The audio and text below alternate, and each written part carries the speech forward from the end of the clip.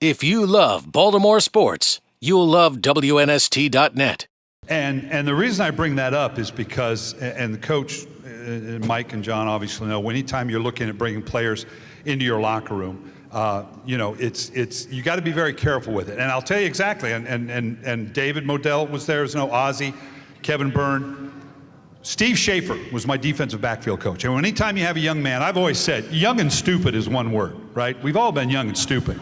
And James was young and stupid. And the guy did some things. And I'm looking at it, and they're saying, Louis, we need to sign this guy. And I'm looking at it, and I'm going, I'm not having this guy on my team. Are you kidding me? Are you looking at what this guy has done and where he's been and the issues he's had? But as is the case in that situation, there's always a champion. Someone champions you. For him, it was a guy named Steve Schaefer, who was our defensive backfield coach, had been with him in Oakland. And he's saying, I believe in this guy. I believe in him as a person. And I know he can be a player that can help this football team. And I believed in Steve Schaefer. We'd had a relationship for 30 years. And I said, if Steve wants to vouch for this guy, that's good enough for me. So now we got to fast forward. He's with the Ravens and quickly becoming, you know, boy, this is the go-to guy for me. Whatever needs to get done. That pace setter, that tone setter for any time you have a championship team. And I'm getting close to James. I'm thinking I'm getting to know this guy and this guy. So one of our very first games, some running backs coming down out of the backfield, and James comes up and just blows this guy up. And our sideline's going nuts, and they're going, Joe's here. Watch out, Joe's here. And I'm thinking, what a friggin' idiot I am. I thought his name was James. And I've been calling him James all this time. I'm going, am I wrong? Is this guy's name James? He says, no. That's Joe that showed up. Joe Cool, Joe Trapp. This young man was able to channel all the things that go on with young men at a given time. And on the football field, something would change, something would flip. And he would go from James Trapp to Joe Cool to Joe Trapp. And when that guy showed up, it was magical. So I'm gonna fast forward just a little bit. We're in the championship game against the Oakland Raiders. We've gone across the country. Nobody thinks we're gonna play. I look over and I say, James, we need Joe to show up. Joe has got to show up if we're going to beat the Oakland Raiders in the black hole. Players went nuts. This young man that got us started that way. So now we got to go fast forward a little bit further now. And obviously, I want you to talk to them about your travels in terms of where here's a young man that had admittedly some tough times growing up, coming into the league, going on now, and to see where James is now, to the head of fellowship, working at the college at Clemson, and then all of a sudden, as the stories we're seeing, you're hit with that terrible news. Yes, it was 2010, You'll Get Better. And I see a lot of people on that floor. There's 28 of us, 22 of us are still up, above ground, because we got up and we moved. Just, allow caregivers, just help them get up.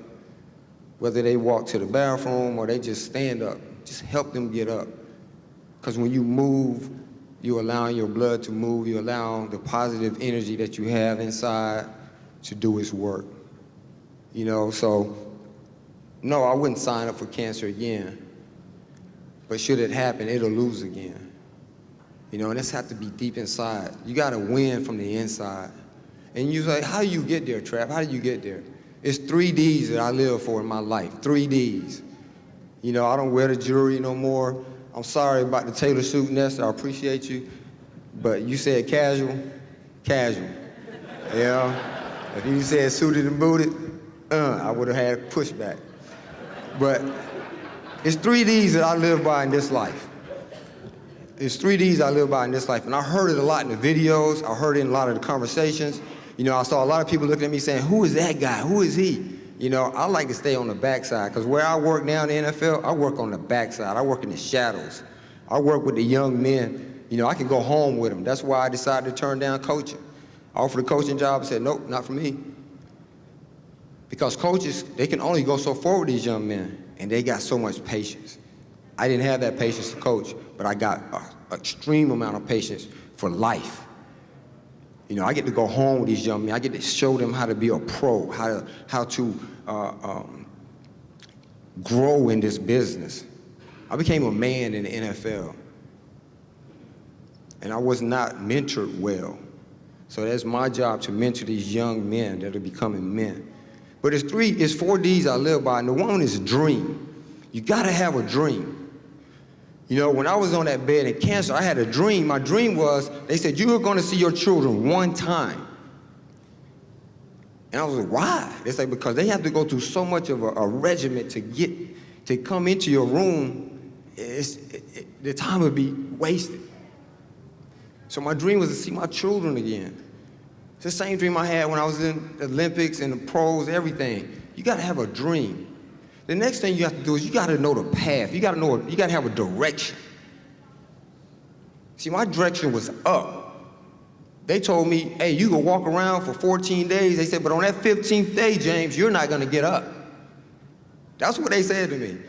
So I walked around Emory. I was enrolled into the hospital, or put into the hospital, but I could walk around, so I was walking around with my ass and my little Baxter. That's the machine, guys.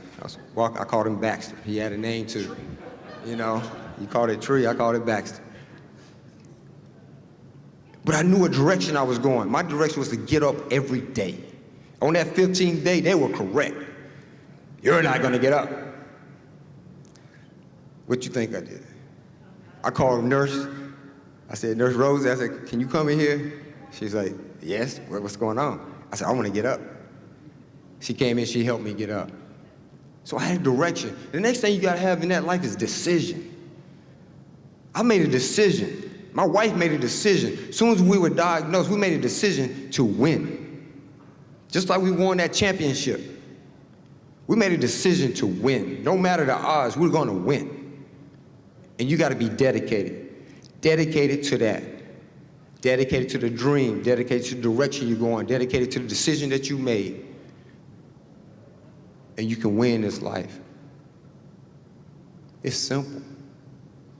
Just get up every day and put a smile on your face. I was on my back for 74 days. I love getting up at 5 a.m.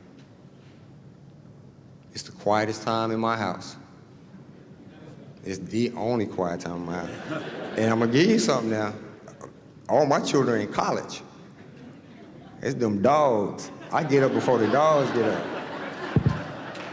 I get up before Coda, and I get up before Nico. So just stand with them, caregivers, and the people that have cancer. Just fight. Don't give up. Because the championship is so worth it. Winning is fun. On June 21st, it'll be 2 years cancer-free. Winning is fun. Thank you, guys. Thank you, Nestor. If you love Baltimore sports, you'll love WNST.net.